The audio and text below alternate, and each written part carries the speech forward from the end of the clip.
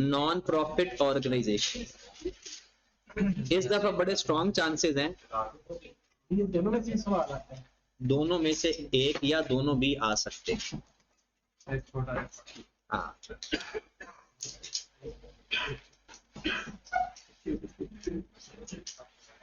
Non profit organisation. जी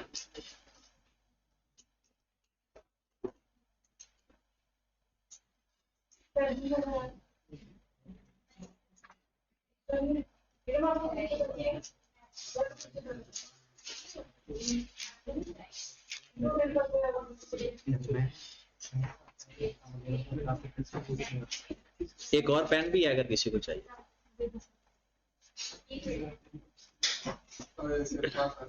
चलेंगे।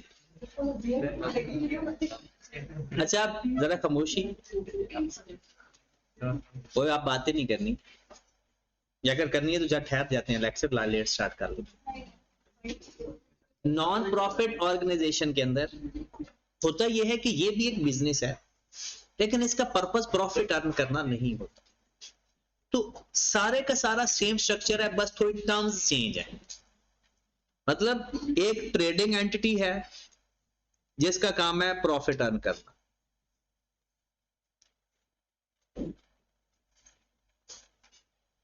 और एक है एनपीओ या नॉन ट्रेडिंग एंटिटी, इसका काम है सोशल वेलफेयर। अब ट्रेडिंग एंटिटी वाले जो काम करते हैं उनके अपने नाम होते हैं। जैसे अगर कोई ट्रेडिंग एंटिटी वाला बंदा है, उसको ओनर बोला जाता है या उसको शेयर होल्डर बोला जाता है। जो बिजनेस के मालिक होते हैं उन्हें या तो ओनर बोला जाता है या शेयर होल्डर बोला जाता है। एनपीओ के अंदर ऐसा कुछ नहीं। एनपीओ के अंदर वो मेंबर्स कहलाते हैं, जैसे आई कैप के मेंबर हो गए, मेंबर या सब्सक्राइबर।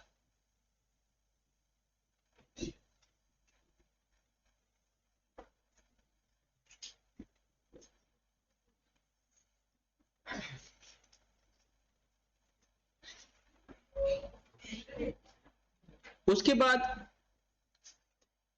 यहां पर ट्रेडिंग एंटिटी वाला ना एक कैश बुक बनाता है, मतलब कैश आए तो डेबिट, कैश जाए तो क्रेडिट। लेकिन एनपीओ वाला बनाता तो कैश बुक है, लेकिन उसको नाम कैश बुक नहीं देता, उसको नाम देता है रिसीट एंड पेमेंट। उसको नाम क्या देता है? Receipt and payment account. Receipt and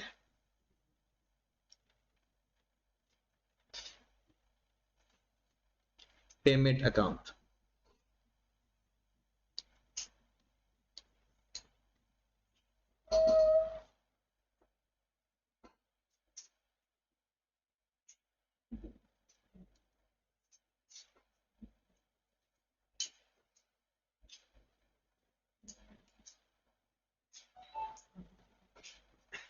receipt and payment account.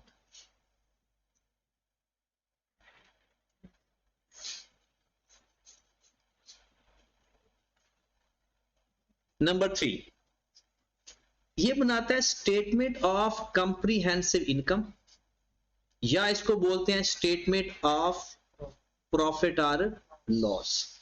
Statement of comprehensive income या स्टेटमेंट ऑफ प्रॉफिट और लॉस। ये जो एनपीओ वाला है ये नहीं बना सकता, क्योंकि इसका तो प्रॉफिट और लॉस होता ही नहीं है। ये बनाता है income and expenditure account. Income and expenditure account. नाम वही है, काम वही है, मतलब इनकम और एक्सपेंडिचर लिखता है। नंबर 4 इसके पास जो चीज होती है उसे बोलते हैं शेयर्स कैपिटल, या बोला जाता है इक्विटी। बट एनपीओ वाला इसको बोलता है जर्नल फंड। उसके शेयर कैपिटल नहीं होता, बल्कि क्या होता है? जर्नल फंड, या इसे बोलते हैं अक्यूमुलेटेड फंड, मतलब जो फंड उन्होंने इकट्ठा किया होता है।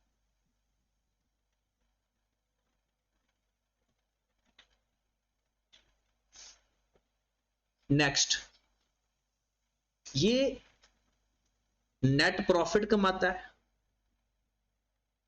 ये इसको नेट प्रॉफिट नहीं बोलता बल्कि बोलता है सरप्लस। सरप्लस का एक और नाम भी है, इनकम एक्सेस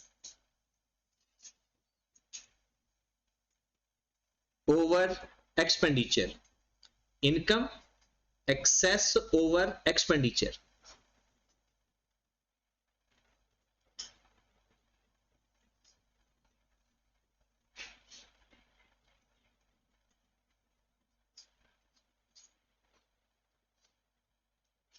नेक्स्ट, इसे लॉस होता है, ये लॉस नहीं बोलता, ये उसे क्या बोलेगा, डेफिसिट। क्या बोलेगा, डेफिसिट एक और नाम भी बोलता है, एक्सपेंडिचर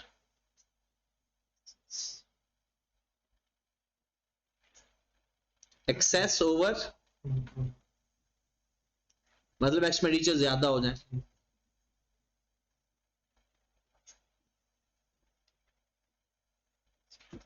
जो ट्रेडिंग एंटिटी वाला होता है उसकी मेन इनकम क्या होती है, बदला मेजर इनकम, सेल्स या सर्विस, जो सर्विस वो दे रहा है, सेल या सर्विसेज। एनपीओ वाले की मेन इनकम क्या होती है बोला, सब्सक्रिप्शन। ये जो हर साल आप आई कैप को भी देते हो सब्सक्रिप्शन, तो आप जब आप ये एनपीओ है ना, आई कैप भी एक एनपीओ है, आप सब्सक्राइबर, ऑनर नहीं कह सकते। मेंबर तब बनोगे जब आप क्वालिफाई कर जाओगे। लफ्ज क्या है, qualify, qualify for membership. Subscription सारी जिंदगी, डोनेशन तो हर साल सारे देते हैं, जितने भी लोग हैं, जितने भी आप स्टूडेंट से लेके ना सारी जिंदगी। हाँ, अगर आप नहीं दोगे तो फिर आपकी मेंबरशिप खत्म हो जाएगी, डिग्री खत्म नहीं होगी, मेंबरशिप खत्म होगी। मतलब आप चार्टर्ड अकाउंटेंट होगे लेकिन आई कैप के मेंबर नहीं रहोगे। तकरीबन सारे देते हैं, कॉलेजेस वाले भी, कॉलेज अपनी मेंबरशिप फी देता है, फार्म्स अपनी देता है और लोग अपने देते हैं। आप यदि जैसे आपकी 7,000 है पर ईयर, 8,000 हो गई, 6500 हो गई, नहीं दोबारा बढ़ा दिया, जैसे दोबारा कम कर दिया, तो मेंबर की जो है वो 20,000 के राउंड अबाउट है, फर्म्स की वो लाखों के हिसाब से है। फायदा ये होता है कि हम यदि एक नॉन प्रॉफिट ऑर्गेनाइजेशन चला रहे हैं उससे हमें जन्नत मिलेगी। कंट्रीब्यूशन,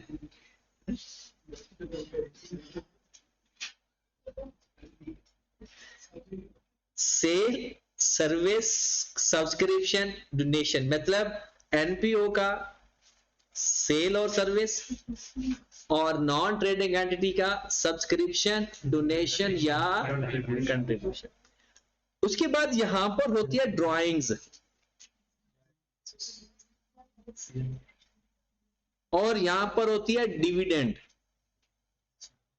मतलब अगर एनपीओ है, सॉरी ट्रेडिंग एंटिटी है, तो उनके मेंबर पैसा निकाल सकते हैं किस सूरत में, ड्राइंग्स या डिविडेंड की सूरत में। और जो एनपीओ है उसमें ड्राइंग्स या डिविडेंड अलाउ नहीं है, अलाउ ही नहीं है। अगर कोई ऐसी हरकत करेगा तो डियाला जेल है। नो कॉन्सेप्ट ऑफ ड्राइंग्स या dividend, no concept of drawings या डिविडेंड। पहले तो ये चीजें आप ओके करें कि ये डिफरेंस है, इसमें कोई याद रखने की जरूरत नहीं है, ये इनके आपस में डिफरेंस है कि अगर आप ट्रेडिंग एंटिटी में जो नाम इस्तेमाल होते हैं, अच्छा स्टेटमेंट ऑफ फाइनेंशियल पोजीशन का नाम दोनों साइड पर सेम है, उधर भी स्टेटमेंट ऑफ फाइनेंशियल पोजीशन या बैलेंस शीट है, इधर भी स्टेटमेंट ऑफ फाइनेंशियल पोजीशन या बैलेंस शीट है। अब इधर तो सर वो income expenditure statement of financial position एस2सीआई की जगह इस्तेमाल करता है। अब उसके बाद इसका स्टैंडर्ड कौन सा है? पहले तो कोई स्टैंडर्ड नहीं था, बट अब है ASNPO, accounting standard for non profit organisation. पहले स्टैंडर्ड नहीं था, अब स्टैंडर्ड है। इस तरह से फिर इसके ना दो पार्ट हैं क्वेश्चन के भी। बिफोर ASNPO सवाल मुश्किल होते थे, बिफोर ASNPO, और जब से NPO है सवाल आसान आ रहे हैं आफ्टर ASNPO। लेकिन अब आपको सवाल एक बड़ा आएगा, अच्छा सवाल आएगा, फाइनल काउंट की तरह ही आएगा। मतलब जैसे हमारा फाइनल काउंट अभी खत्म नहीं हुआ, समझो ये भी फाइनल अकाउंट ही है। तो मेन पिछला फाइनल काउंट का फॉर्मेट, अगर NPO आएगा तो तरीकाकार कोई और होगा, और अगर IS1 का सवाल आएगा फाइनल काउंट का तो प्रेजेंटेशन कोई और होगी। जो बैक एंड पे वर्किंग है वो दोनों की एक जैसी है, वर्किंग में कोई फर्क नहीं है। तो अब हम देखते हैं कि ASNPO दोनों तरह के सवाल करेंगे, पुराने भी और नए भी, ताकि सवाल पेपर में किसी भी तरह से आ सकता है। तो फॉर्मेट लिख लेते हैं। सबसे पहले लिखेंगे नाम NPO का, बिफोर आते तो फॉर्मेट भी फॉर्मेट सेम है, बस चीजें कुछ जैसे जब से ये लोगों ने ना ये जो कहते हैं फंडिंग हो रही है दहशतगर्द तंजीमों को इस तरह, इसलिए उन्होंने एक स्टैंडर्ड ही लेकर आ गए कि ये चीजें जरूरी है NPO होने के लिए। तो फिर उस अकाउंटिंग के लिए भी स्टैंडर्ड आगे रसीदें होनी चाहिए, ऑडिट होना चाहिए, ताकि पता चल जाए कि कोई किसी ऐसी तंजीम को फंडिंग तो नहीं हो रही जो कि कालादम तंजीम हो। नेम, फिर लिखेंगे statement of income and expenditure,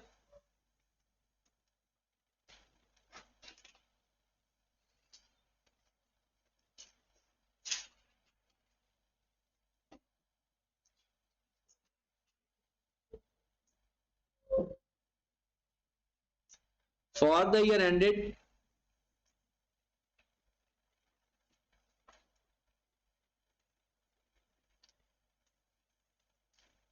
और आगे आ जाएगी डेट। ओके होगी बात। यहां पर हम लिखेंगे दो कॉलम, वैसे सिंगल कॉलम से भी कर सकते हो जैसे कैश फ्लो हम करते हैं, और डबल कॉलम से भी कर सकते हैं। यहां रुपीज 1000 में होगा 1000 में लिख देंगे, मिलियन में होगा मिलियन में लिख देंगे। सिंगल कॉलम में भी हो सकता है, डबल कॉलम में भी हो सकता है। हेडिंग देंगे इनकम की,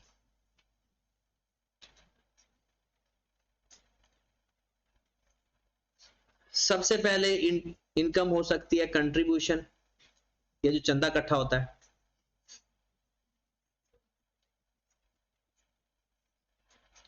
सब्सक्रिप्शन,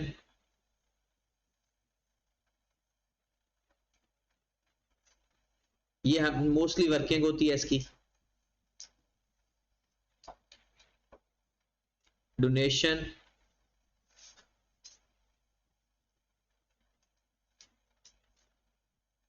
लाइफ टाइम मेंबरशिप,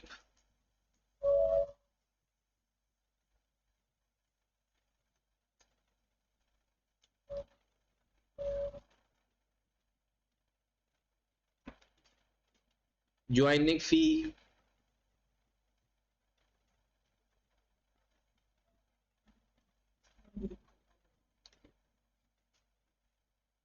उसके बाद ट्रेडिंग अकाउंट,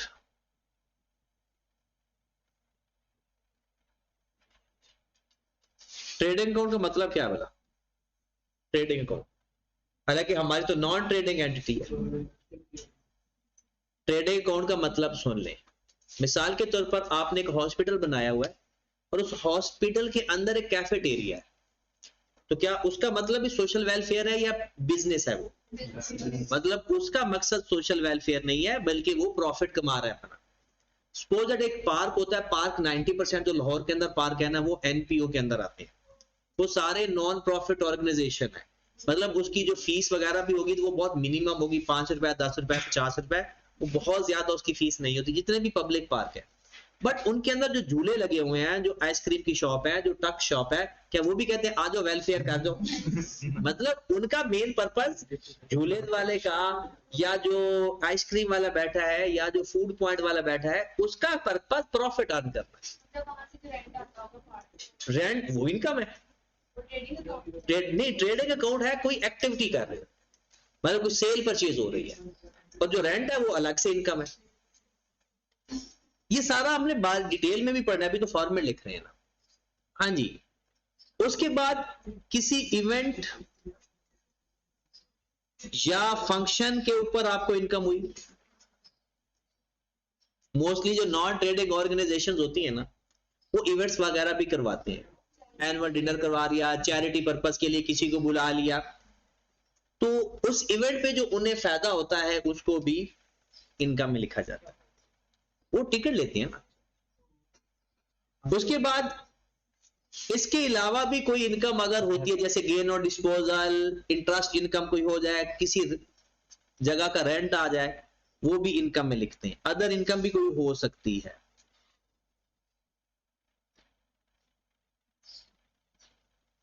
इन सब को टोटल करके अगर सिंगल कॉलम है तो नीचे लिख देना, अगर डबल कॉलम बनाया हुआ है तो साथ वाले कॉलम में लिख। उसके बाद एक्सपेंडिचर की हेडिंग देंगे।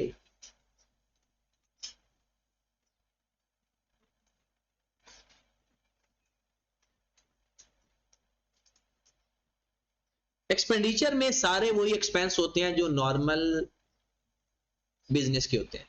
सैलरीज, जितने भी लोग वहां पर काम कर रहे हैं उनको अगर सैलरी दे रहे हो, उसके बाद कोई रेंट दे रहे हो, ले रहे हो तो इनकम, दे रहे हो तो एक्सपेंस। कोई चीज रिपेयर करवा रहे हो, कोई नॉन करंट एसेट आपके हैं, उनकी डेप्रिसिएशन, बैड डेट्स। क्या बैड डेट्स क्या? हाँ देखिए, अगर आप इस साल पेपर नहीं देने जाते, आई कैप आपको रिसीवेबल के नाम से लिख देगा सब्सक्रिप्शन, फिर आप अगले साल भी नहीं जाते, फिर वो लिख देगा। अगर एक बंदा सीए क्विट कर जाता है, अब आई कैप को तो नहीं बताएगा ना, आई कैप उसकी सब्सक्रिप्शन रिसीवेबल लिखता रहेगा, और एक टाइम आएगा जब उसे पता चल जाएगा ये बेवफाई कर गया, यानी इसने सीए छोड़ दिया, तो फिर वो जितनी सब्सक्रिप्शन उसने रिसीवेबल में लिखी थी सारी की सारी किस में लिख देगा? Bad debts. ठीक है। तो उसके बाद क्या हुआ? तो वो किसकी थी? सब्सक्रिप्शन। आप स्टूडेंट हो ना एक आपके, हर साल वो सब्सक्रिप्शन लेता है आपसे, तो इनकम किसकी है? रिसीवेबल लिखा है ना। अब इन केस रिसीवेबल लिखा है, बैड डेट्स इनकम नहीं होती, बैड डेट्स रिसीवेबल होते हैं। आपको पता है जैसे साल गुजरता है ना, उसने एंट्री क्या पास की होगी? सब्सक्रिप्शन रिसीवेबल, कोई बात मेरी भी सुनो, subscription receivable debit, subscription income credit, यही एंट्री पास की होगी ना। अब कल को उसने आज इनकम लिख ली रिसीवेबल के नाम से, क्योंकि टाइम तो अगर हो गया ना, टाइम तो गुजर गया। अब अगले 2 साल बाद या अगले साल आपने अटेम्प्ट दी, वो दोनों साल की सब्सक्रिप्शन आपसे लेगा, पिछले साल की भी और इस साल की भी। आई कैब में आप जितने दिन गायब रहोगे वो सब्सक्रिप्शन ही छोड़ता, याद रखें। अब जब भी आओगे पिछले सारे गुनाहों की सजा मिलेगी, मतलब सारे सालों की वो सब्सक्रिप्शन लेता है तो वो रिसीवेबल लिख रहा है। और अगर उसने बैड डेट्स लिख दी, सपोज दैट उसने कहा कि ये नहीं आएगा और फिर बंदा आ जाता है, तो बैड डेट्स रिकवर्ड। वो अभी सवाल करने हैं, ये सारे सवालों के जवाब इसके अंदर ही आ जाएंगे। अच्छा, इसके अलावा भी, और बस खामोश हो जाए, इसके अलावा भी, और बस कर जाओ, लिख कर बताऊं कि चुप होना है। हाँ जी, इसके अलावा भी कोई और खर्चे होंगे, किसी भी टाइप के खर्चे हैं अगर, तो वो अदर एक्सपेंस भी सारे के सारे वो अपने नाम से आ जाएंगे। इन सब का टोटल करेंगे, इनकम में से माइनस कर देंगे। अगर इनकम ज्यादा है तो सरप्लस, और अगर एक्सपेंस ज्यादा है तो डेफिसिट। नेगेटिव आएगा तो डेफिसिट, पॉजिटिव आएगा तो सरप्लस। ठीक होगी बात। ये है हमारा इनकम एंड एक्सपेंडिचर का फॉर्मेट। इसके बाद स्टेटमेंट ऑफ फाइनेंशियल पोजीशन का लिख लें। स्टेटमेंट ऑफ फाइनेंशियल पोजीशन नाम आएगा,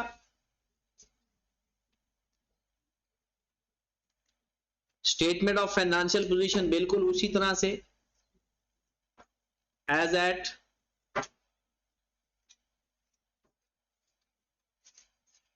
एसेट वाला मामला सेम है जैसे फाइनल अकाउंट में करते हो, एज इट इज वही है। नॉन करंट एसेट लिखेंगे, करंट एसेट लिखेंगे। मैं बता रहा हूं इक्विटी वाली साइड पे, वहां पर हम क्या लिखते हैं, इक्विटी एंड लायबिलिटी। यहां पर लिखेंगे fund and liability.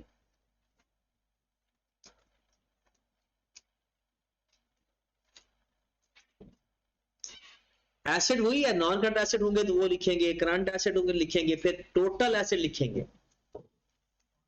Fund and liability, यहां पर इक्विटी एंड लायबिलिटी नहीं लिखना, फंड एंड लायबिलिटी। तो यहां पर सबसे पहले लिखेंगे जनरल फंड,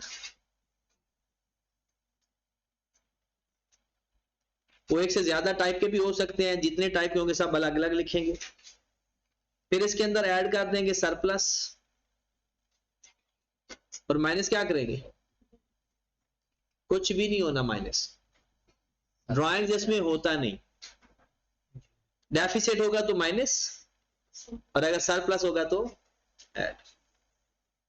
फिर लिखेंगे नॉन करंट लायबिलिटी, अगर कोई पड़ी होगी तो वो लिख लेंगे।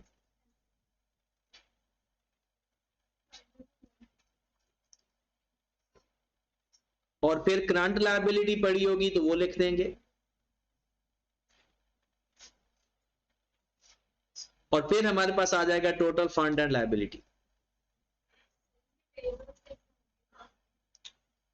पेबल होंगे, क्यों नहीं होंगे। ये जो उसके अंदर वो शॉप वगैरह नहीं, एट कैफे टाइप, उनके पेबल्स होंगे। और एडवांस सब्सक्रिप्शन होगी, वो हमारी लायबिलिटी होगी। या अगर एडवांस ले लेंगे तो फिर तो लायबिलिटी बन जाएगी ना, और अगर पे करेंगे तो, रिसीव करेंगे एडवांस तो एक्रूड इनकम है ना सारी। ओके होगी बात। अभी मैं आपको सिर्फ और सिर्फ 3 लेजर सिखाता हूं। टोटल हमने पढ़ने हैं कोई 8 या 10 लेजर। 3 लेजर पढ़ के हम सवाल की तरफ चले जाते हैं, ताकि थोड़ा सा सवाल भी हो जाए। है तो ये सारा फाइनल अकाउंट ही।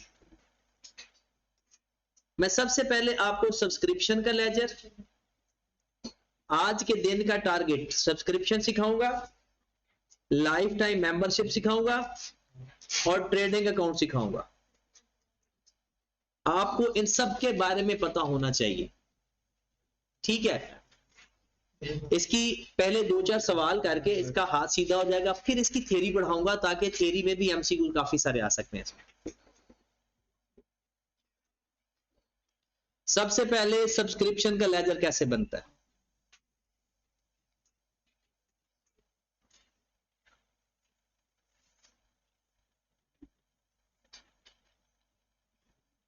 दिमाग में सोचना है कि आप इनकम का लेजर बना रहे हो, नाम सब्सक्रिप्शन है, लेजर किसका बना रहे हो, इनकम का। और साल भी कोई अज्यूम कर लेते हैं 2025। अब 2025 हमारा साल है। अगर आपने पिछले साल एडवांस सब्सक्रिप्शन ले ली थी पिछले साल, तो वो आपका एसेट है या लायबिलिटी है, लायबिलिटी है, तो ब्रॉड ऑन इधर आ जाएगा।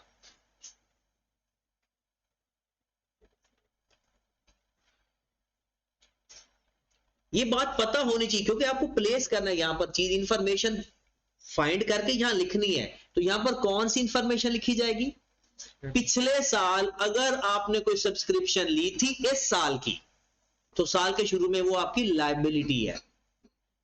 पिछले साल सब्सक्रिप्शन अक्कर हो गई थी लेकिन आपने ली नहीं थी, रोड इनकम, तो वो रिसीवेबल होगी। उसका ब्रॉड ऑन फिर किस साइड पर आएगा? डेबिट साइड पर। ये होगा, इसे एक्रूड बोलते हैं या इसे अरेज भी बोलते हैं। ये अब इनके जो कैरिड ऑन है, एडवांस का कैरिड ऑन एडवांस के अपोजिट साइड पे और एक्रूड का कैरिड ऑन एक्रूड की अपोजिट साइड पे। अच्छा, ये जो कैरिड ऑन होते हैं, ये एक तो ये बैलेंस होते हैं एसेट और लायबिलिटी के। याद रखें, इस साल के एसेट और लायबिलिटी हर लेजर का कैरिड ऑन होता है। अगर किसी लेजर में आपके पास कैरिड ऑन पड़े हैं, या वो एसेट होगा, या वो लायबिलिटी होगा, या वो इक्विटी होगा। इस तीन के अलावा और उसका कोई स्टेटस नहीं है, क्लोज हो गया, क्योंकि इनकम एंड एक्सपेंडिचर तो आगे जाते ही नहीं है, वो क्लोज हो जाते हैं। तो कोई भी कैरिड ऑन आ रहा है ना, वो किसका होता है? एसेट, लायबिलिटी या इक्विटी। ओके होगी बात? कैरिड ऑन का मतलब क्या है? एक्रूड कैरिड ऑन का मतलब है इस साल की इनकम अक्कर हुई है लेकिन मिली नहीं। और एडवांस कैरिड ऑन का मतलब है अगले साल की इनकम मैंने रिसीव कर ली। यहां पर आता है कैश। इस कैश का मतलब क्या है? इस साल सब्सक्रिप्शन के नाम पे कितने पैसे मिले? इस साल सब्सक्रिप्शन के नाम पे कितने पैसे मिले इस साल? अगर कोई सब्सक्रिप्शन आपने राइट ऑफ कर दी है, वो किस नाम से आ जाएगी? बैड डेट्स के नाम से। अगर कोई सब्सक्रिप्शन आपको मिलनी थी लेकिन आपने कहा नहीं, ये इसने वापस नहीं आना, इस मेंबर ने, उसकी सब्सक्रिप्शन आपने राइट ऑफ की है, तो वो बैड डेट्स के नाम से आ जाएगी। इसको कर देंगे क्लोज। जो डिफरेंस आएगा वो किस नाम से आएगा? इनकम एंड एसपीएल नहीं आया था नाम, होगा बात वही है। अब पेपर में आपको इन दो के दरमियान में मसला होता है, वो कैश देकर इनकम एंड एक्सपेंडिचर फाइंड करवा लेगा या इनकम एंड एक्सपेंडिचर देकर कैश फाइंड करवा लेगा। पहले तो हमारे सिलेबस में एनपीओ का कैश फ्लो भी था, लेकिन आई कैप ने निकाल दिया है। उसमें भी बात वही थी, तरीकाकार सेम था। अच्छा, एक बात बताएं, यहां पर एक वैल्यू बताई हुई है और ये दोनों ही सब्सक्रिप्शन है। एक है सब्सक्रिप्शन रिसीव्ड इन 2025 और एक है सब्सक्रिप्शन इनकम ऑफ 2025। दोबारा सुने, एक है सब्सक्रिप्शन रिसीव्ड इन 2025, वो कौन सी है भला? कैश वाली। और एक है सब्सक्रिप्शन इनकम ऑफ 2025, वो कौन सी है? Income and expenditure. अब एक बात बताने लगा हूं, अगर ओपनिंग क्लोजिंग बैलेंस हो ही ना, तो ब्रॉड ऑन कैरिड ऑन हो ही ना, तो फिर जितना कैश है उतनी ही इनकम है, फिर ये सेम होते हैं, क्योंकि ब्रॉड ऑन कैरिड ऑन तो है ही नहीं। तो फिर जितनी सब्सक्रिप्शन आपको मिली वो सारी की सारी इस साल की इनकम। लेकिन ऐसा केस एग्जांपल में तो आ सकता है, बेसिक टाइप की एग्जांपल में, प्रैक्टिकल लाइफ में कभी भी नहीं आया। हमेशा आपको सब्सक्रिप्शन का लेजर बनाना ही पड़ेगा, हमेशा। इसके लेजर के बनाए बगैर कोई सवाल आज तक नहीं आया पेपर। शायद कभी जिंदगी में वो किसी और में ज्यादा आपकी कैलकुलेशन करवा दे तो शायद ये सवाल दे दे, अदरवाइज नहीं। उसके बाद किस में है? अब हम आते हैं, ये हो गया सब्सक्रिप्शन का। कोई बात पूछनी है तो पूछ ले। दिमाग पूछने के लिए भी दिमाग का जागना जरूरी है, इंसान का नहीं, दिमाग का। फिर क्यों लिखेगा? रिसीवेबल ही तो अपने खत्म कर रहा है, रिसीवेबल ही तो खत्म कर रहा है। बैड डेट्स डेबिट कर देगा, रिसीव वो तो खत्म कर दिया उसने, हमें मेंबर ही खत्म कर देगा, वो हमें मेंबर खत्म कर। हाँ, अगर आप वापस आएंगे तो वो पिछली सब्सक्रिप्शन लेकर बैड डेट्स रिकवर्ड के नाम से लेते। देखिए, वो अदर इनकम में ले जाता है ना, अपनी जो बाकी पैसे मिलेंगे वो कैश टू अदर इनकम में ले जाएगा। जो बैड डेट्स कर देगा उसको बैड डेट्स रिकवर्ड में ले जाएगा। लिखेगा इनकम में। तू क्या चाहता क्या यार, जब भी पैसे दोगे ना वो अपनी इनकम बनाएगा, नहीं दे रहा तो वो उधर से एक्सपेंस रिसीवेबल पहले लिख रहा था, राइट ऑफ करके उसने आपको मेंबर खत्म कर दिया, कल को आप वापस जाते हो जितने पैसे दोगे वो इनकम में लिख देगा, नहीं जाओगे तो एक्सपेंस में लिखता जाएगा, राइट ऑफ कर देगा तो फिर खत्म। अच्छा, नेक्स्ट लाइफ टाइम मेंबरशिप।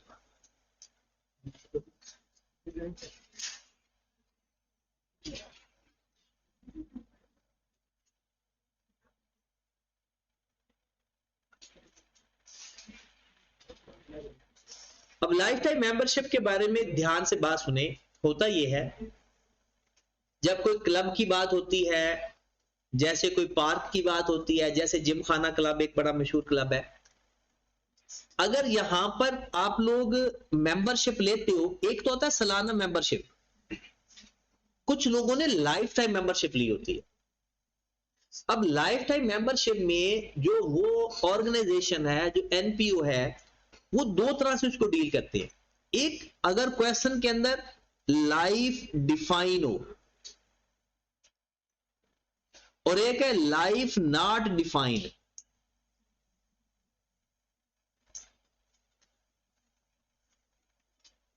अगर तो लाइफ डिफाइन है लेकिन नहीं डिफाइन, तो आप उसको इनकम में लिख देना सारी मेंबरशिप फी को। लाइफ टाइम मेंबरशिप फी को क्या लिख देंगे, ये आगे फी भी लिख रहे, ये लाइफ टाइम मेंबरशिप फी है। और अगर लाइफ बताई हुई है, मिसाल के तौर पर वो कहता है जो भी बंदा लाइफ टाइम मेंबरशिप लेगा ना, हम उनके पैसों को 20 सालों पे अमोर्टाइज करेंगे। अगर कोई बंदा लाइफ टाइम मेंबरशिप लेता है, आप क्या करोगे, 20 सालों के ऊपर इनकम में ऐड करोगे। इसके फिर तरीकाकार क्या होगा, अज्यूम करते हैं अगर तो यहां पर आपको लाइफ टाइम पैसे मिले हैं, इस केस में 4 लाख, लाइफ टाइम का मतलब ही यही है, तो आप सारी की सारी इनकम में लिख दोगे। और अगर 4 लाख यहां पर मिलते हैं, और सॉरी, लाइफ डिफाइन से मुराद ये है कि जब आपने एक जगह पर, जब उन्होंने आपने कहा जी मैंने लाइफ टाइम मेंबरशिप लेनी है, अब उसकी पॉलिसी ये है कि जो भी बंदा लाइफ टाइम मेंबरशिप लेगा ना, हम उसकी इनकम को एक ही दफा इनकम में नहीं लिख देंगे, बल्कि हम समझेंगे कि हमें पैसे मिल गए एडवांस। अब ओवर द लाइफ, वो एक लाइफ सेट करते हैं, 40 साल, 30 साल, 25 साल, कि ओवर द लाइफ इसको थोड़ा थोड़ा करके इनकम में लिखें, जैसे गवर्नमेंट ग्रांट। अब आपके पास 4 लाख आ गया, आपने ये 4 लाख अब क्या करोगे भला, इसको 20 पे डिवाइड करोगे। 4 लाख को 20 पे डिवाइड करो, कितना आता है। अब जरा फोकस करना, आप उस साल 20,000 लिख दोगे इनकम के अंदर, 20,000 को लिख दोगे करंट लायबिलिटी के अंदर, 3,60,000 को लिख दोगे नॉन करंट लायबिलिटी के अंदर।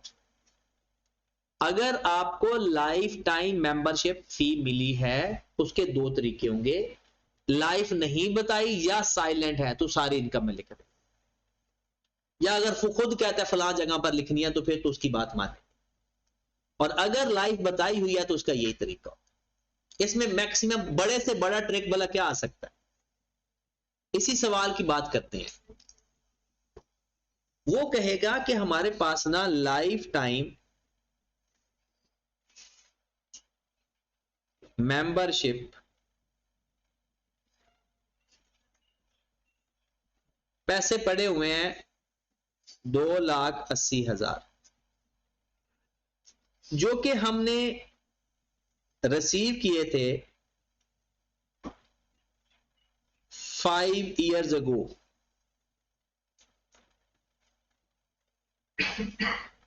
और हमने उसको अमोर्टाइज करना था, इसे अमोर्टाइज बोलते हैं, अमोर्टाइज ओवर 20 years।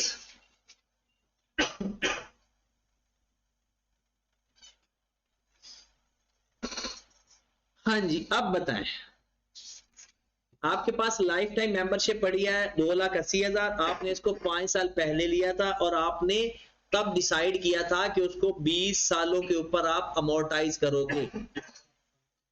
अब ये जो आपकी लाइफ टाइम मेंबरशिप पड़ी हुई है ना, ये 5 साल गुजर चुके हैं, मतलब 5 इंस्टॉलमेंट खत्म हो चुका। कल वाला सवाल ही है ये। इसका मतलब है अब 2,80,000 को हम 15 पे डिवाइड करेंगे, वो आ जाएगी 1 साल की वो इनकम, और वही अमाउंट करंट लायबिलिटी और बाकी नॉन करंट लायबिलिटी। ओके होगी बात? ये हो गया life time membership. Life time membership के बारे में क्या बात है, लाइफ ना पता हो तो सारी इनकम, लाइफ पता हो तो लाइफ पे डिवाइड करके 1 साल इनकम में, उससे अगला साल करंट लायबिलिटी में, उस बाकी सारे नॉन करंट लायबिलिटी।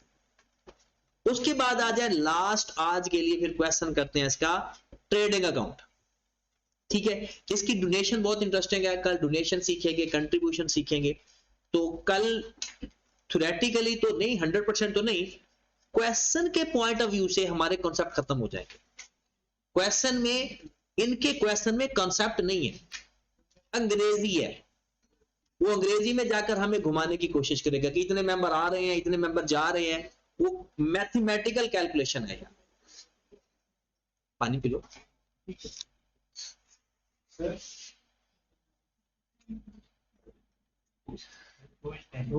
ये जो अभी किया है 2,80,000, इसमें नॉन करंट लायबिलिटी 15 पे डिवाइड किया ना, कितना आंसर है? 1866 18,667 करंट इनकम, इतनी ही करंट लायबिलिटी, और ये दोनों को प्लस करके 280 में से माइनस कर देंगे तो बाकी नॉन करंट। हाँ जी, आज हैं ट्रेडिंग अकाउंट पे। ट्रेडिंग अकाउंट आपने पढ़ा हुआ है, वही फाइनल अकाउंट वाला है।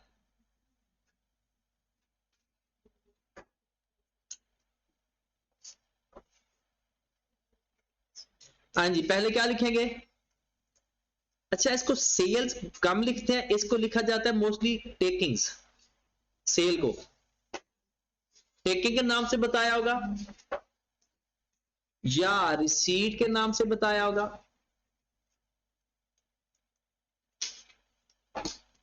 या फिर सेल के नाम से बताया होगा।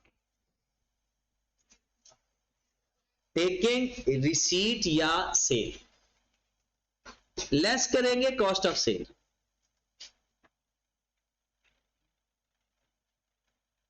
कॉस्ट ऑफ सेल का फार्मूला आता है opening stock plus purchases minus closing stock.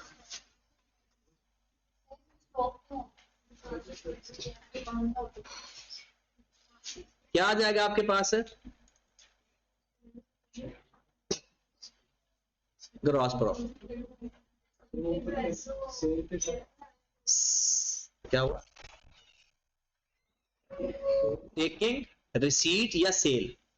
Taking, receipt या सेल, इन तीनों में से कोई नाम आएगा।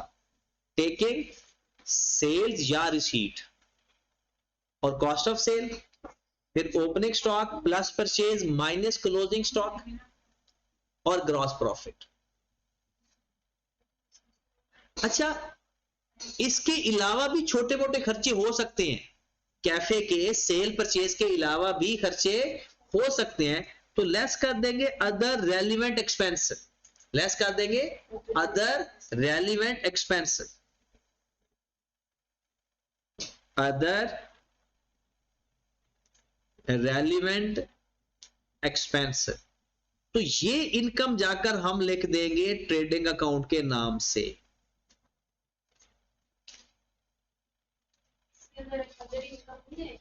अदर इनकम नहीं होती, वो उधर ही चली जाएगी। अब इसमें दो ट्रिक्स आती हैं। एक ट्रिक आता है सीपीएस अप्लाई करना, वो आप लोग कर लो। वो कभी सेल दे देगा, बाकी कोई इंफॉर्मेशन नहीं देगा, एक सीपीएस दे देगा, तो सीपीएस लगाकर कॉस्ट फाइंड कर लेंगे, नेट प्रॉफिट आ जाएगा। कभी वो कॉस्ट ऑफ सेल की इंफॉर्मेशन दे देगा, सेल नहीं देगा, सीपीएस दे देगा। तो कॉस्ट से सेल और सेल से कॉस्ट फाइंड हम खुद कर लेंगे। उसके बाद एक और ट्रिक आता है, आपको परचेज नहीं देता, क्या नहीं देता, और हमसे बनवा लेता है अकाउंट पेएबल का लेजर। किसका अकाउंट बनवा लेता है, अकाउंट।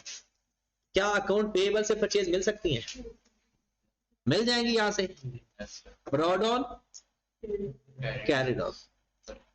अच्छा मैं लिखने लगा हूं, बस आपने ये बताना है मैंने सही लिखा है या गलत लिखा, और जिससे पूछू वो बताएगा, सब नहीं बताएंगे। कैश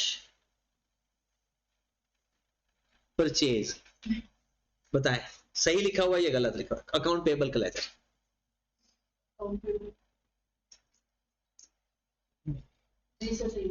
बिल्कुल ठीक है, अनफाल जी ठीक है, आप कहते हो नहीं ठीक, इरम नहीं ठीक, तंजीला नहीं ठीक, इकबाल नहीं है ठीक, अवैस सर ये कैश डेबिट अकाउंट पेबल के नाम से, कैश डेबिट होगा, अकाउंट पेबल डेबिट होगा कैश के नाम से।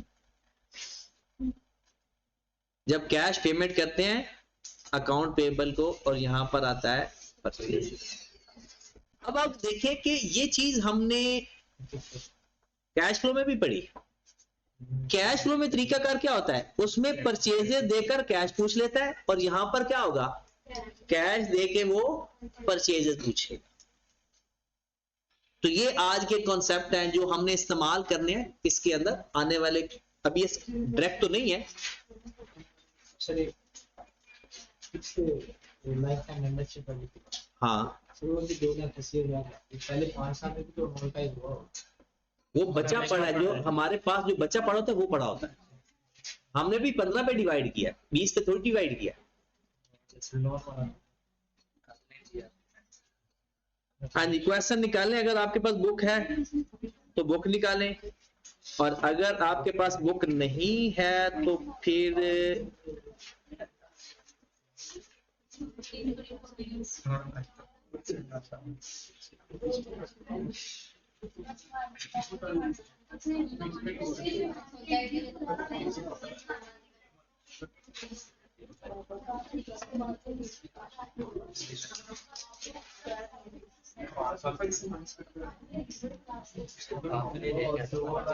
चले मैं आपको एक बड़ा और अच्छे वाला सवाल करवा देता हूं।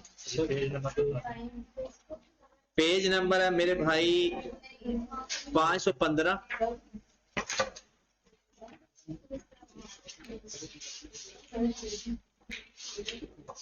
515 पेज है। अच्छा, इसके जो बाकी सवाल है वो छोटे छोटे हैं, इसलिए मैं ये बड़ा सवाल करवा देता हूँ आपको। एग्जाम्पल 20 मिल गया?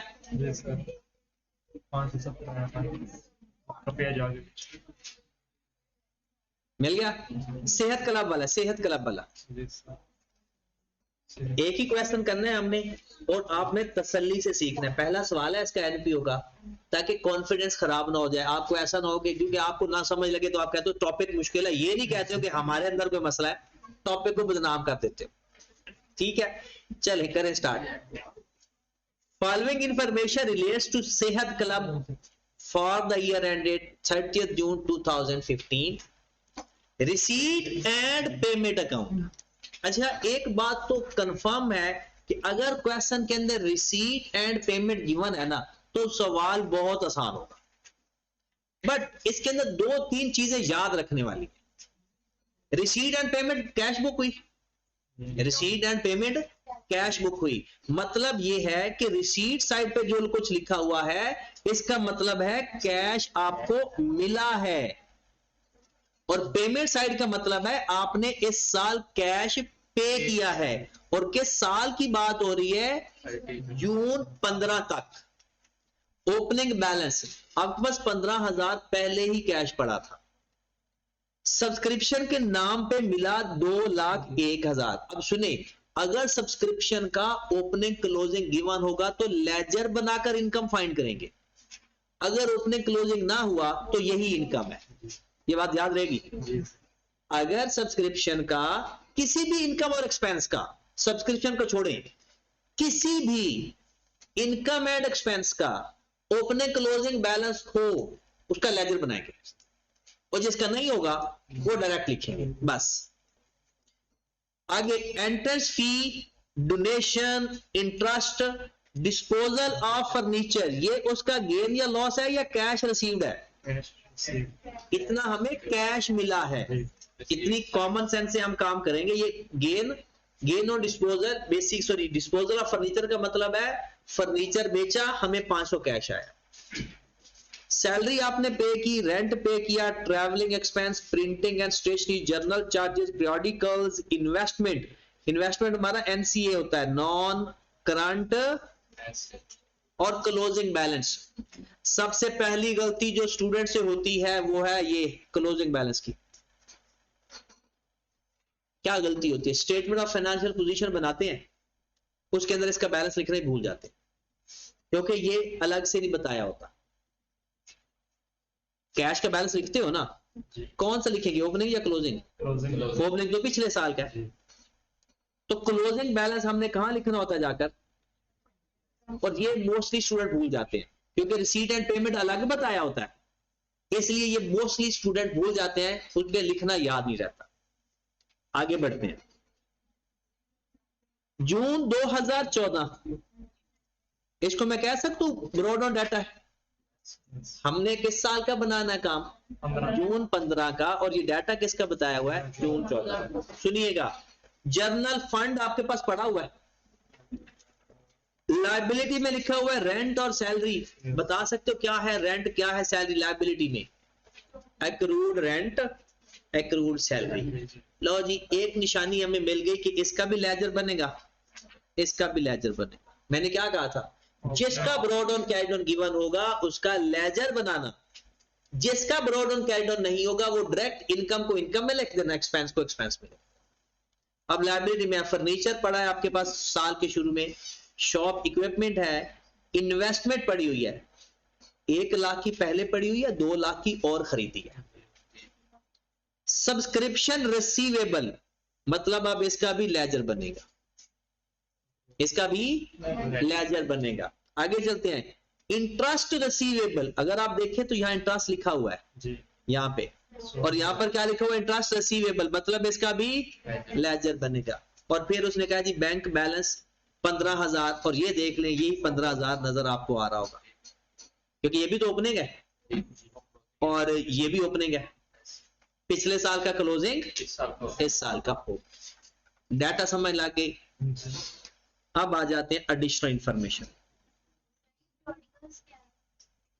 ये जो हर इदारे के एक ना वो न्यूज लेटर टाइप होते हैं, आप हर कॉलेज में भी वो छपते हैं, जहां पर कॉलेज की या इदारे की इंफॉर्मेशन वगैरह होती है।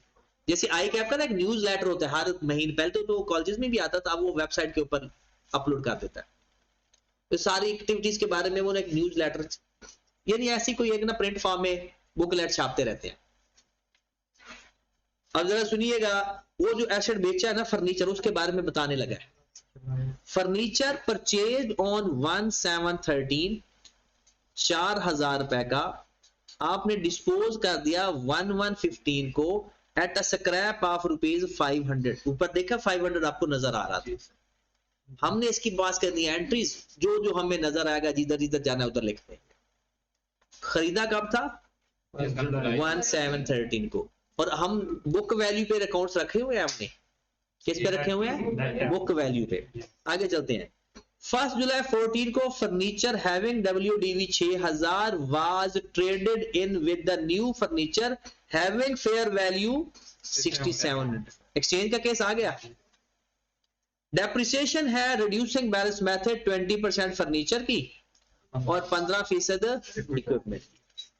Sport equipment having fair value received as donation. वैसे मेरा प्लान है डोनेशन के बारे में कल डिटेल में बात करूंगा, बट इसके बारे में तो मुझे बताना पड़ेगा।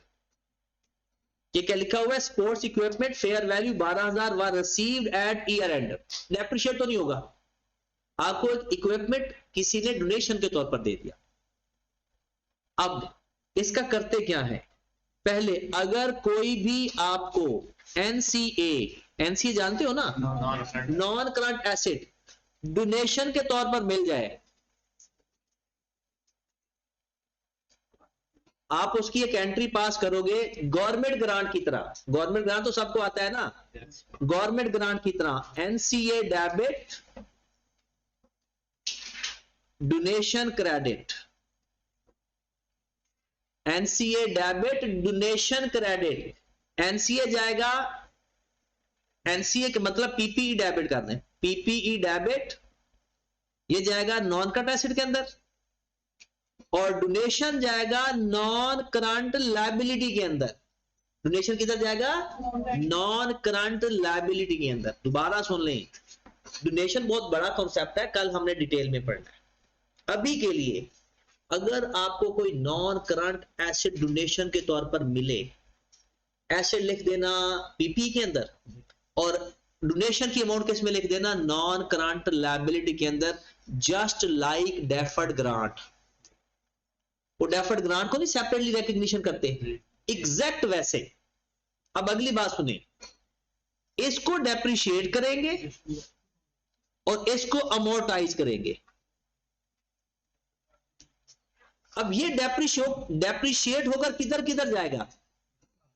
ये एक्सपेंस में जाएगा और अपने एसेट में से माइनस होगा, और वो जो डोनेशन अमोर्टाइज हो रही है ओवर द लाइफ, इनकम में जाएगा और लायबिलिटी में से माइनस होता जाएगा। इसको भी करंट और नॉन करंट में हम कर सकते हैं। एसेट को नहीं करते होते कभी, लायबिलिटी के दो हिस्से करने हैं, एसेट के कभी दो हिस्से नहीं करने। ओके होगी बात? आगे चलते हैं। बट इसका डेप्रिसिएशन और अमोर्टाइजेशन नहीं होगी, उसके पीछे एक वजह है। ईयर एंड पे मिली है डोनेशन, और ईयर एंड पर मिलेगी तो ये तो अगले साल डेप्रिशिएट होगी, इस साल डेप्रिशिएट, इस साल किधर किधर जाएगी? एक नॉन करंट एसेट में जाएगी और एक नॉन करंट लायबिलिटी में जाएगी। Entrance fees related two year ended 30 जून ओनली, कहता है जो एंट्रेंस फीस लिखी हुई है वो सिर्फ इस साल की है, इसका मतलब है वो सारी की सारी इनकम है। फॉलोइंग अमाउंट्स आर रिसीवेबल या आउटस्टैंडिंग। सब्सक्रिप्शन रिसीवेबल, लेजर बनेगा। एंट्रेंस फीस रिसीवेबल, लेजर बनेगा। ये है बोला क्या? जून। फिर उसके बाद सैलरी आउटस्टैंडिंग, लेजर बनेगा। रेंट आउटस्टैंडिंग, लेजर बनेगा। कहता है जी इनकम एक्सपेंडिचर बनाओ और फाइनेंशियल पोजीशन बनाओ। कहां से सवाल शुरू करना है? 3 ट्रिक्स होते हैं, पूरे कर लेना पेपर में। सबसे पहले अपनी रिसीट एंड पेमेंट अकाउंट को ओके करना। किसको? रिसीट एंड पेमेंट को। उससे आपका इनकम एंड एक्सपेंडिचर का लेजर बन जाएगा। फिर दूसरा केस होता है कि अपने एसेट्स को वेरीफाई करना, और तीसरा केस होता है कि सबके ब्रॉड ऑन कैरिड ऑन को आपने चेक करना है। लेकिन अभी इस मामले न पड़े, अभी एक चीज सीखनी है, रिसीट एंड पेमेंट अकाउंट को कैसे यूटिलाइज करते हैं। बहुत अच्छा आ जाता है बंदे को यूटिलाइज करना, और जब पेपर में जाते तो रिसीट एंड पेमेंट अकाउंट आता ही नहीं, फिर उसको टेंशन हो जाती है कि आप क्या करें। पेपर में जैसा भी सवाल हो उसका सलूशन तो होता है। हाँ जी, नाम क्या है? सेहत क्लब। आओ जरा एंजॉय करवाता हूं मैं आपको ये।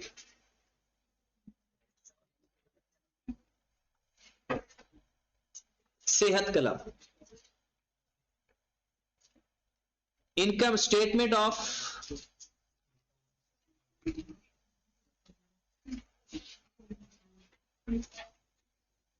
Income and expenditure.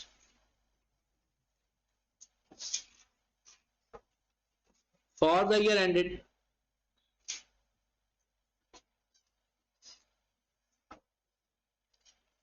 30 June 15। Rupees में या 1000 वगैरह नहीं है किसी के साथ, तो रुपीज को as it is rupees form में लिख देते हैं।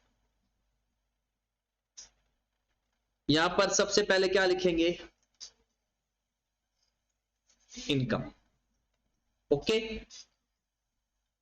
सबसे पहले हमारे पास है सब्सक्रिप्शन। बताओ लेजर बनेगा या नहीं बनेगा? बनेगा। तो यहां पर लिखते हैं वर्किंग सब्सक्रिप्शन। Working number 1। पूरे सवाल के अंदर जहां जहां सब्सक्रिप्शन है और जिस नेचर से है वो ले आओ। वर्किंग नंबर 1 जहां जहां सब्सक्रिप्शन है उसको ले आओ।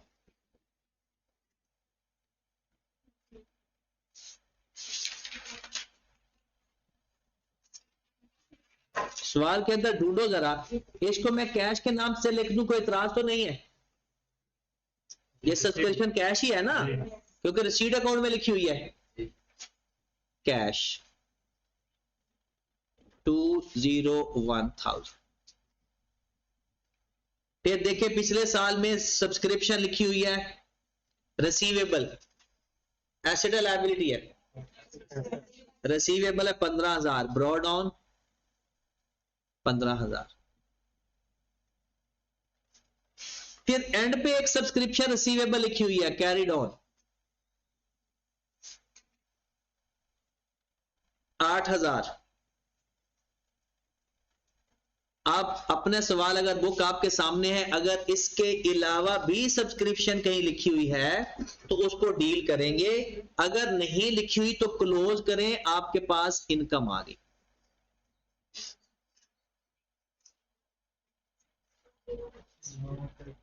कितना आ गया? 199,000, 194,000। और इसके साथ क्या लिखेंगे? ये हमारे पास बैलेंसिंग फिगर हो गया काम। वर्किंग नंबर 1, वर्किंग का रेफरेंस देना बहुत जरूरी है। 194,000।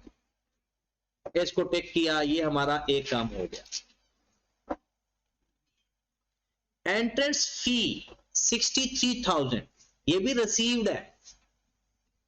और नीचे जाकर देखें कहीं एंट्रेंस फी का अगर ओपनिंग क्लोजिंग है तो लेजर बने, और अगर ओपनिंग क्लोजिंग नहीं है तो डायरेक्ट इनकम में लिख देंगे। बस यही काम है सारा।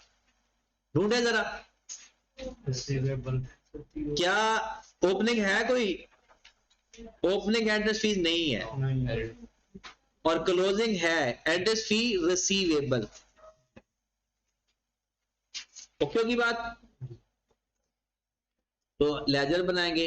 Working number 2,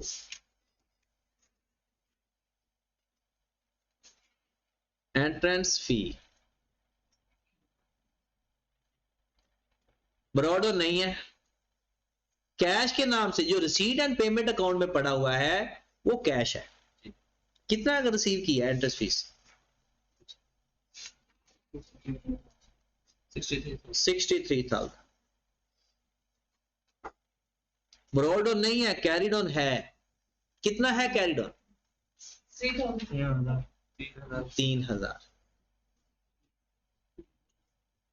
income and expenditure में कितनी अमाउंट से आ जाएगा?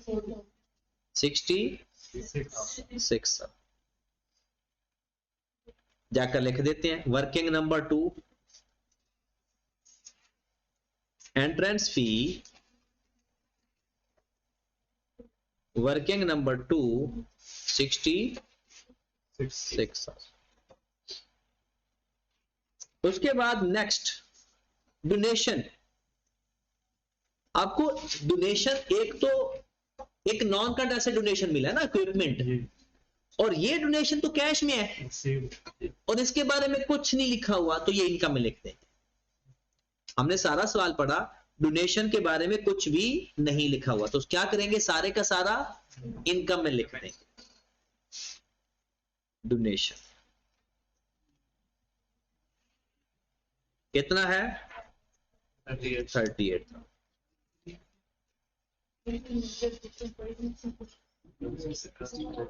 वो एक नॉन करंट एसेट डोनेशन मिला, ये कैश फॉर्म में। ये भी देखना है ना कि लिंक भी तो करता हो ना। क्या हुआ? वो तो उसकी एनसीए टू डोनेशन एंट्री हो, और वो नॉन करंट लायबिलिटी में जाएगा। उसके बाद इंटरेस्ट। बताओ इंटरेस्ट का लेजर बनना है या नहीं? इंटरेस्ट रिसीवेबल ओपनिंग गिवन है, बताओ क्लोजिंग भी कहीं गिवन है? तो working number interest income, working number 3। हाँ जी, तीसरी वर्किंग कर ले जरा।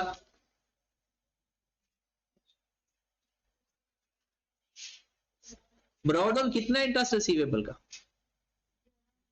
11,000। और कैश कितना है? 16,000। क्लोज करेंगे तो इन कैरिड ऑन तो है ही नहीं, इनकम में कितना आ जाएगा?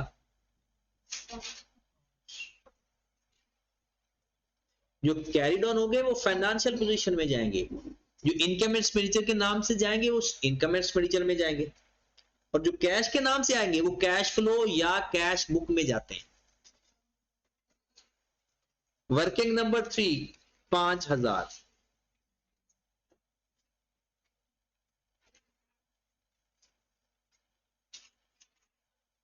उसके बाद ये भी हो गया, ये भी हो गया, ये भी हो गया, अब ये रह गया। इसका तो जाकर लेजर बनाते हैं ना डिस्पोजल का, देखते हैं गेन हो रहा है या लॉस हो रहा है। आपने एक फर्नीचर खरीदा था 1 जुलाई को, costing 4,000, was disposed of an 1115 at a scrap value 500। नीचे उसने डेप्रिसिएशन बताई हुई है 20%। 20% फर्नीचर की डेप्रिसिएशन है जी। तो 1713 को उसने 4,000 का एक एसेट खरीदा, 1115 को वो डिस्पोज कर रहा है, और हमारा साल कौन सा है? जून 15। ओके, तो सबसे पहले तो कब साल एंड हुआ होगा? 14। जून 14 मल्टीप्लाइड बाय 20%, कितना? 800। कितना बच गया? 32। क्या जून 50 तक पहुंचे या नहीं? 6 महीने। 6 महीने। 1115 multiplied by 20% multiplied by 6 by 320। जी। कितना बच गया? 320 माइनस 2880। 2800। अब सुन ले इसके बारे में। 320 हमारा डेप्रिसिएशन का एक्सपेंस है, वो इसी साल का है। जी। 320 हमारा डेप्रिसिएशन एक्सपेंस है, वो इसी साल का है। एंट्री क्या पास होगी? कैश डेबिट 500 से, और वो डेबिट हो चुका है, उधर नजर आ रहा है कैश। अक्यूमुलेट डेप्शन को तो करना ही नहीं ना, नेट करके बताओ। पीपी नेट है ना ऊपर, या अक्यूमुलेट डेप्शन गिवन है? नेट है। नेट है। हाँ जी, करो जरा नेट कितनी अमाउंट आ रही है? 4,000 में से 2880 माइनस कर दें, 1120। बाकी किधर चला जाएगा? लॉस। तो 1120 में से 500 माइनस कर दें, ये आपको लॉस आ गया, और ये किस में जाएगा? एक्सपेंस में। चलो ये इसको याद रखना कि हमारे एक्सपेंस में अभी हम इनकम ढूंढ रहे हैं। यहां पर आए 1 जुलाई 14 साल का start. Furniture having WDV 6,000 was traded with a fair value having 6,700। 6,000 वाला एसेट दे रहे हैं, 6,700 वाला एसेट ले रहे हैं। फायदा हुआ नुकसान? फायदा हुआ। गेन कितना आ गया? अब इसको लिखने के दो तरीके हैं, या तो 700 को गेन में लिख दे और ये 620 को लॉस में लिख दे, या दोनों को नेट कर दे, गेन ज्यादा तो गेन में लिख दे, लॉस ज्यादा है तो लॉस में। गेन ऑन फर्नीचर,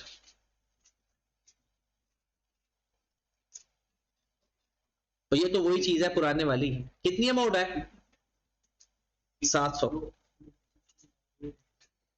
मेरे ख्याल में आपकी इनकम वाले सारी चीजें पूरी हो। अगर उसने नेट लिख करके भी लिखना है तो लिख सकते हो, नेट प्रॉफिट में कोई फर्क नहीं पड़ेगा। इसका टोटल करके बता दो।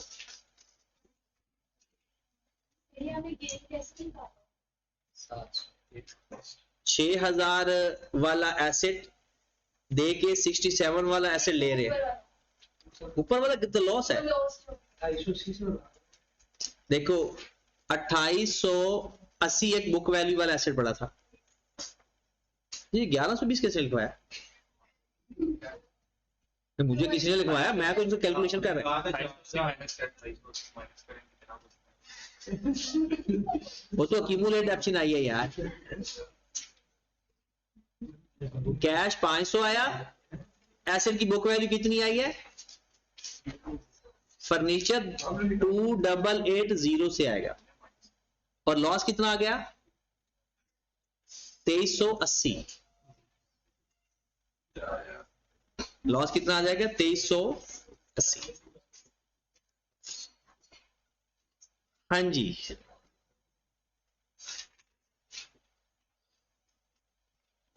303700 इसका टोटल कितनी आ रही इनकम 303700 3037।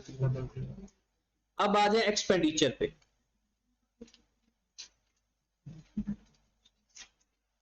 अपना कैलकुलेशन आप लोगों ने करनी है, अपने अपने कैलकुलेटर हाथ में रखें, कैलकुलेशन आपसे करवानी है और क्विकली कैलकुलेशन बतानी है आपने। आओ जरा ये स्टार्ट करते हैं पेमेंट साइड से।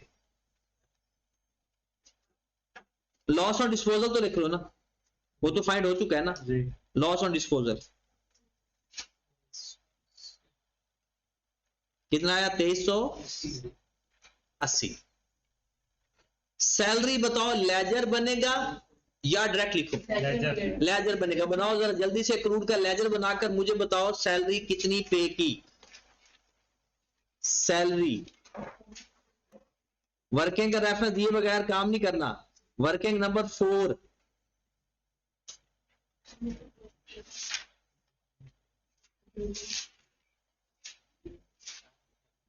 बता सकते हो ब्रॉडन कितना है सैलरी का, क्रूड का ब्रॉडन कितना है 17,500। क्वेश्चन के एंड पे जाकर देखिए कैरिड ऑन भी बताया था जी सर 4000 4,000। और यहां पर जो लिखा हुआ है ये एक्सपेंस है या पेमेंट है, ऊपर लिखा हुआ है पेमेंट, तो पेमेंट तो कैश के नाम से आती है। कैश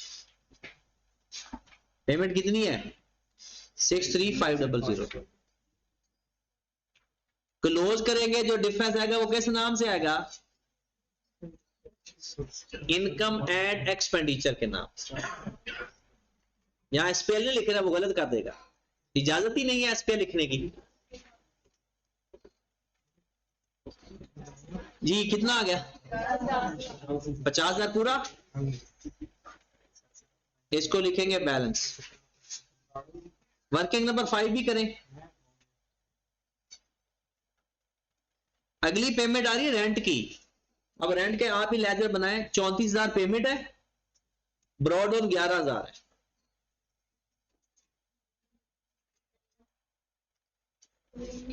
रेंट का लेजर बनाएं और मुझे बताएं कि कितनी अमाउंट आ रही है।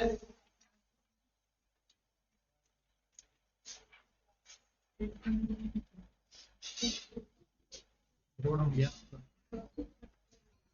ब्रॉड ऑन 11,000 है, कैश ऑन कितना है 2000 2,000।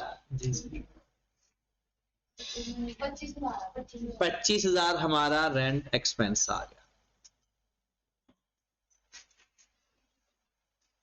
वर्किंग नंबर 5 होगी। अब जरा सवाल देखना भागता कैसे है। ट्रैवलिंग एक्सपेंस बताओ इसका लेजर बनेगा या डायरेक्ट लिखेंगे, डायरेक्ट। प्रिंटिंग एंड स्टेशनरी, अच्छा अगर कोई अनयूज्ड पड़ी हो तो माइनस करके करंट एसेट में लिख देना। अगर कोई प्रिंटिंग एंड स्टेशनरी अगर कोई अनयूज्ड पड़ी हो तो वो एक्सपेंस में नहीं लिखते, वो किस में लिख देंगे, एसेट में लिख देंगे।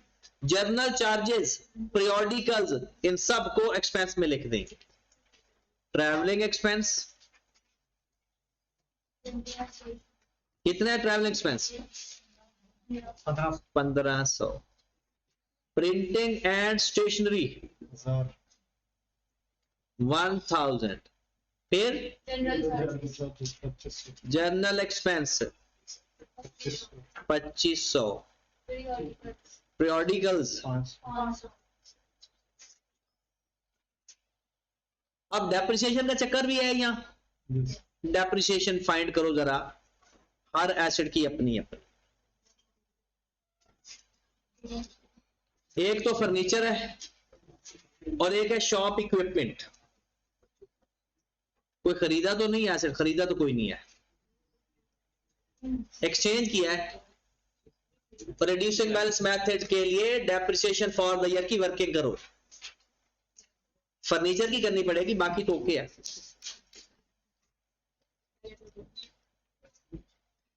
डेप्रिसिएशन फॉर द ईयर, मैं जब कहता हूं ना कि आइए 16 खुद करना है आपने, तो इन चीजों के बारे में कहता हूं कि आपको डेप्रिसिएशन फाइंड करनी आनी चाहिए, एक्सचेंज का यानी एंट्री पास करनी आनी चाहिए, ये कॉन्सेप्ट पता होने चाहिए। Brought on minus disposal, brought on की बुक वैल्यू कितनी है जी, बता सकते हो? 40,000 40,000 हमारे पास बुक वैल्यू है ब्रॉड ऑन, माइनस जो एसेट बेचे उनकी बुक वैल्यू।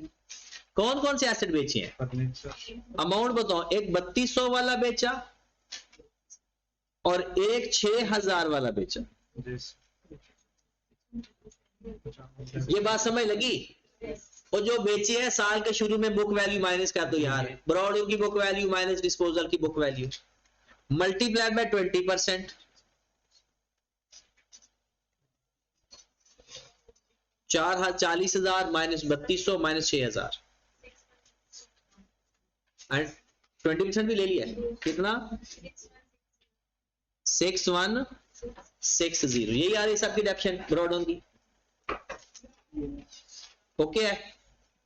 नेक्स्ट पे देखें एडिशन और डिस्पोजल, पहले डिस्पोजल लेते, दो डिस्पोजल है, एक है 3200 का, उसका लिया 20%, मल्टीप्लाइड बाय 6/12, 320। फिर जो बेचा है वो साल के 6000, उसकी डेप्रिसिएशन 0 आएगी क्योंकि साल के शुरू में एक्सचेंज कर दिया। जो एक्सचेंज में आया 6700 का आया, मल्टीप्लाइड बाय 20% मल्टीप्लाइड बाय 1, पूरा साल आएगा कितना 1300। टोटल डेप्रिसिएशन आ जाएगी आपकी फर्नीचर की 78260, 78260, ये हमारी डेप्रिसिएशन आ गई किसकी, फर्नीचर की 7820। इक्विपमेंट भी की फाइंड कर लें, वो सीधी है, उसके बारे में कुछ भी नहीं बताया। 20,000 का 15% ले लो, 20,000 का 15% कितना, अच्छा एक डोनेशन के तौर पर भी इक्विपमेंट मिला है, उसकी भी डेप्रिसिएशन आती अगर वो साल के शुरू में हो, वो साल के एंड पे है, वो एसेट में जरूर लिखेंगे। और कोई एक्सपेंस, कोई चीज बताई हुई है एक्सपेंस की तो बताएं, सैलरी हो गया, रेंट हो गया, उसके बाद डेप्रिसिएशन हो गई, हाँ जी बताएं एक्सपेंस कितने आ गए टोटल हमारे।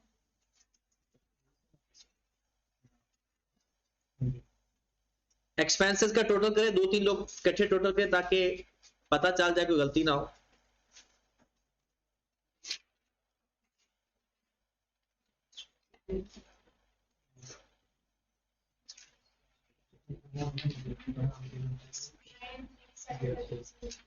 नाइन 37 सरप्लस आ रहा है या लॉस आ रहा है, 303700 सरप्लस, कितना आ गया सरप्लस 2,10,000। इसको इनकम एक्सेस ओवर एक्सपेंडिचर भी कहते हैं या सरप्लस। अब आ जाए फाइनेंशियल पोजीशन में लिखने का तरीका, तरीका तो सारा वही है, बस जहां पर हम लिखते थे ना फंड सॉरी इक्विटी, वहां पर क्या लिखना है फंड।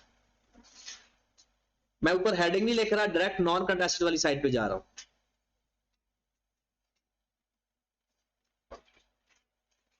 फर्नीचर जरा लिखवाओ, कैसे, कौन लिखवा सकता है? फर्नीचर,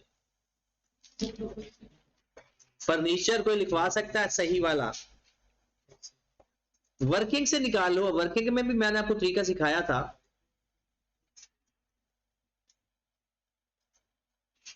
आपके पास 40,000 का फर्नीचर पड़ा हुआ है, क्या तरीका बताया था, किस तरह से करना है?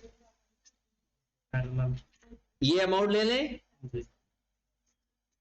फिर जो प्लस किया वो ले लें, और इसमें से माइनस कर दें 6160 और माइनस कर दें 1300।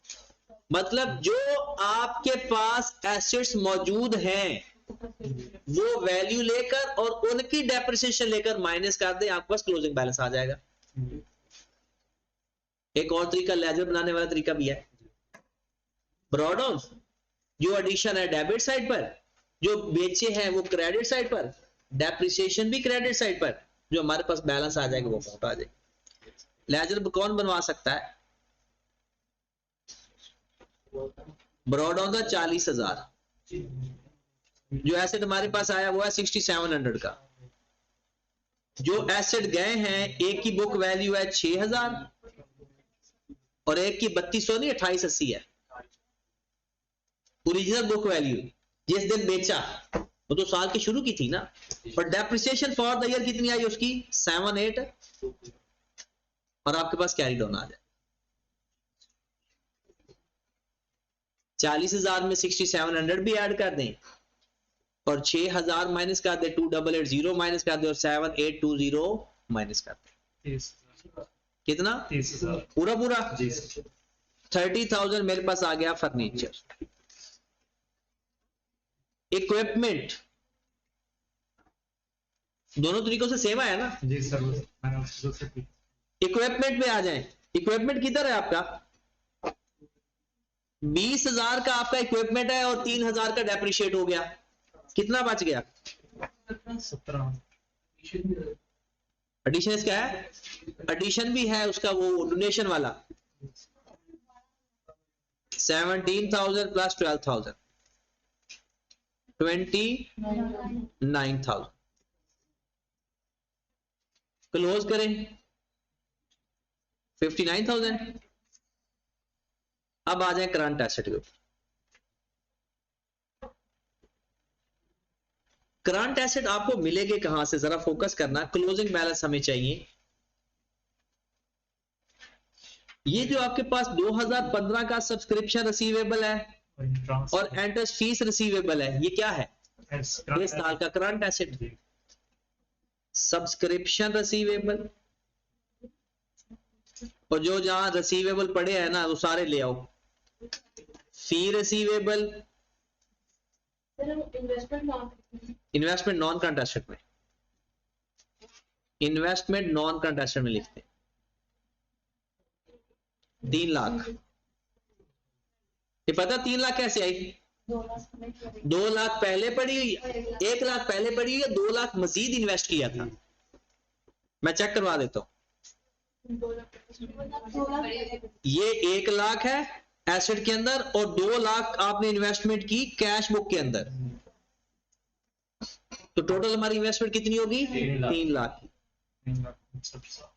सब्सक्रिप्शन कितनी है? रिसीवेबल, रिसीवेबल क्लोजिंग, ओपनिंग नहीं, ओपनिंग तो पिछले साल की है 8,000। और वो 3,000। फी क्लोजिंग कितनी है? रिसीवेबल। बैंक का बैलेंस क्लोजिंग कितना है?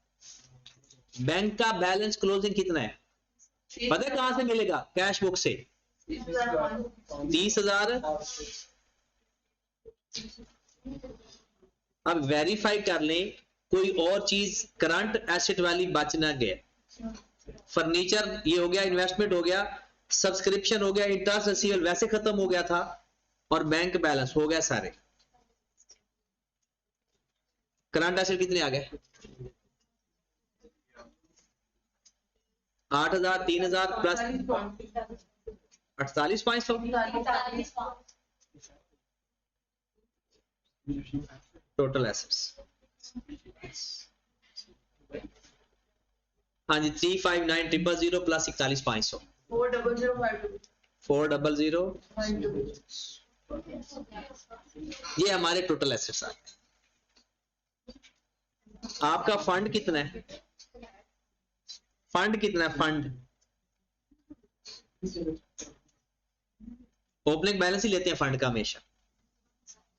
172,500 172,500 एड सरप्लस कितना है? 2 लाख। टोटल कितना हो गया जी? 2 लाख। अब आ जाओ नॉन करंट 2,10,000 सरप्लस है टोटल। 2,10,000 सरप्लस है। टोटल कितना आ गया? 382,500। अच्छा नॉन करंट लायबिलिटी में पता क्या चीज आ रही है? वो जो डोनेशन के तौर पर हमें इक्विपमेंट नहीं मिला था, कितने का? 12,000। करंट लायबिलिटी में क्या क्या आ रहा है? सैलरी, सैलरी पेएबल है ना? आउटस्टैंडिंग सैलरी कितने से? रेंट भी है। रेंट कितने से है? 2,000। टोटल कितना हो गया?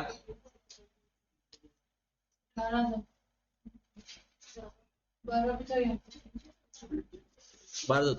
और कोई एसेट या लायबिलिटी है?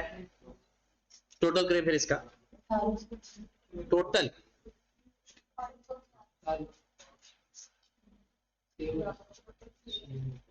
फोर 500 ठीक है। तो ये भी ऑलमोस्ट आपका फाइनल अकाउंट ही होता है। आपने ये क्वेश्चन बेसिक एग्जांपल का सबसे बड़ा सवाल है। आपने जो क्वेश्चन करना है वो 18, 19 और ये क्वेश्चन दोबारा करना है।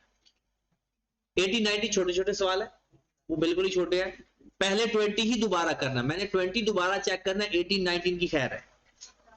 अगर 18, 19 हो गया तो 18 और 19 5 मिनट में हो जाएंगे दोनों।